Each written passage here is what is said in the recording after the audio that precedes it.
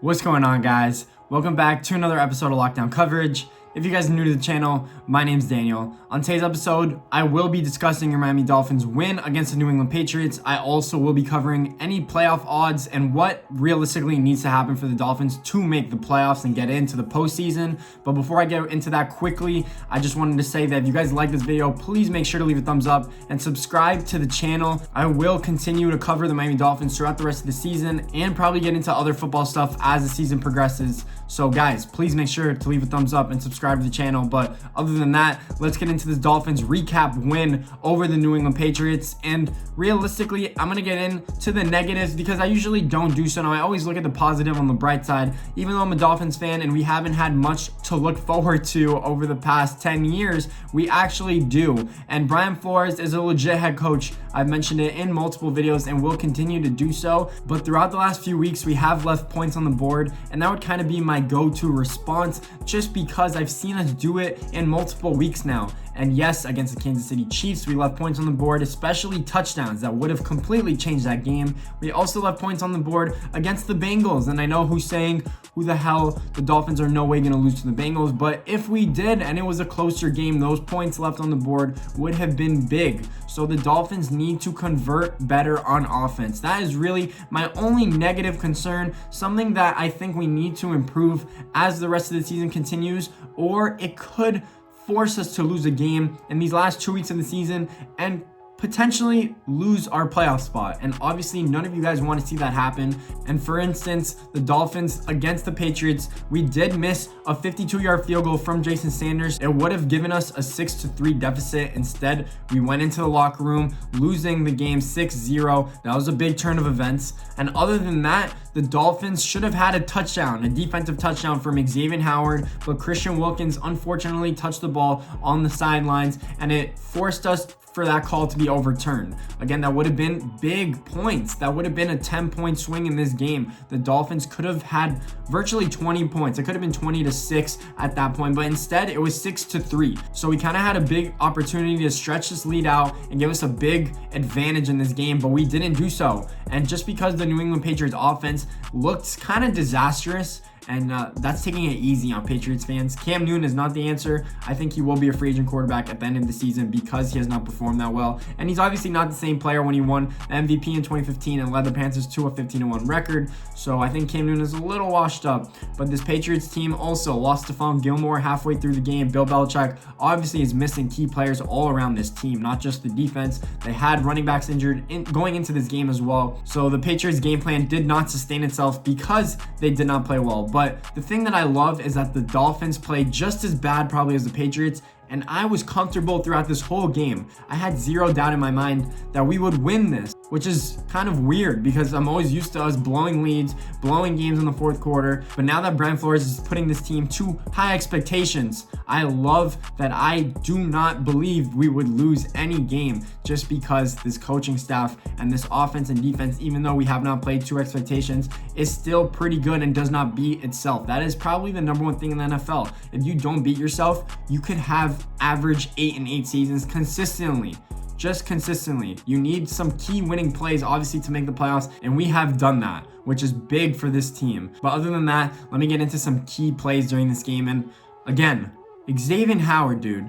Xavier Howard didn't come up with an interception this week, but what else did he come up with? A turnover. And who cares if it's an interception or a fumble? He stripped the ball from Jacoby Myers, and it ended up killing their drive, the Patriots' drive. Xavier Howard now has 10 or 11 total turnovers on the season. This guy should be in consideration for Defensive Player of the Year. I don't care what anyone says. The only real race that he's going against is Aaron Donald and TJ Watt. But if he consistently does this throughout the next 2 weeks of the season, I think he's very deserving of the Defensive Player of the Year trophy. And I think that a lot of people are starting to recognize that, especially with the game against the Chiefs where he had that crazy one-handed interception. So Xavier Howard, Defensive Player of the Year in my book, which is kind of crazy to say so for a cornerback to potentially do it in 2 straight seasons.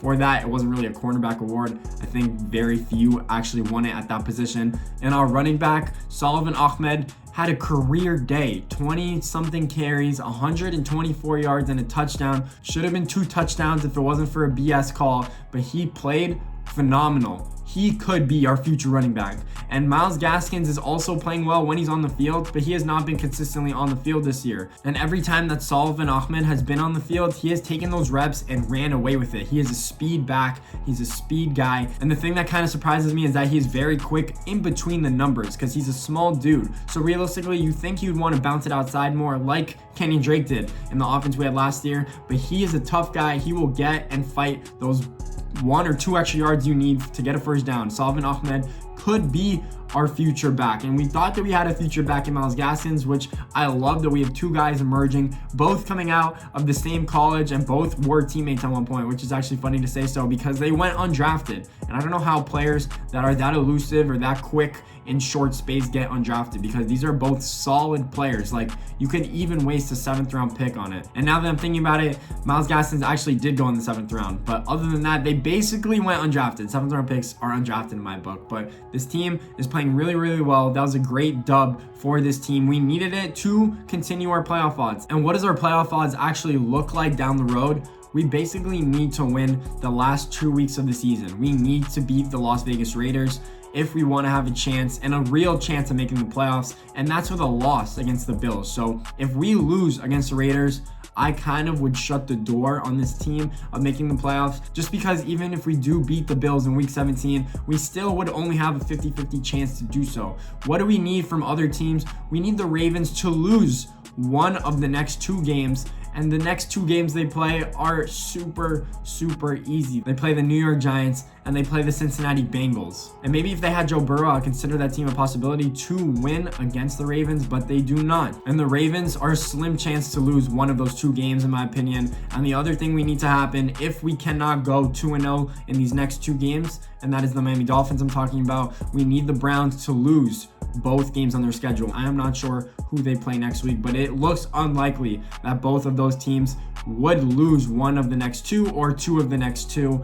So the Dolphins realistically need to go undefeated the next 2 weeks. We need to beat the Las Vegas Raiders, and it looks possible that Derek Carr probably will not play, so we will have an advantage with Marcus Mariota playing. Other than him being a dual threat quarterback, I think if we force him to throw the ball down the field, we could get turnovers. He's inaccurate basically. We could have a greater chance of winning. If they need to rely on that run game and the read option, we already prepared for that against Cam Newton, and we did a pretty good job stopping the run for them. Because Cam Newton is not an accurate quarterback, we forced him to throw the ball down the field, and he had guys open sometimes, but that is just because we had zone coverage and we didn't want Cam Newton to beat us with his legs, because he does that so often and so well. So I think we have a real chance against Las Vegas. The thing is that we go to Buffalo and play in Buffalo. Obviously, I think that would be Tua Tagovailoa's greatest task of the season, greatest game in his career that he needs to actually play well and play to expectations. We'll see what actually happens with that game. First, we need to take care of business and beat the Las Vegas Raiders in Oakland, because if we lose that game, I would kind of kiss our playoff odds goodbye. But that's me being my negative Dolphin fan. It's kind of weird that I've covered videos in which we've won so much. Usually it's losses. I'm kind of on the downside when we lose so much. So thank God we're winning. Appreciate this season. Guys, stop. I keep seeing mock drafts out there. I don't want to see Miami Dolphins mock drafts. I know we have the 6th pick currently with the Texans because they're playing so bad and they're 4-10. But I want to see us try and get into the playoffs first before we can look ahead into the draft. That is still in April. We are not even in January yet. So guys, stop tripping out. I want to see this Dolphin team in the playoffs, because once we get in, you guys know any given Sunday, anything could happen, or any given Saturday, whatever the hell the schedule looks like. But let's see what happens down the stretch. Thanks you guys for watching. Fins up, baby.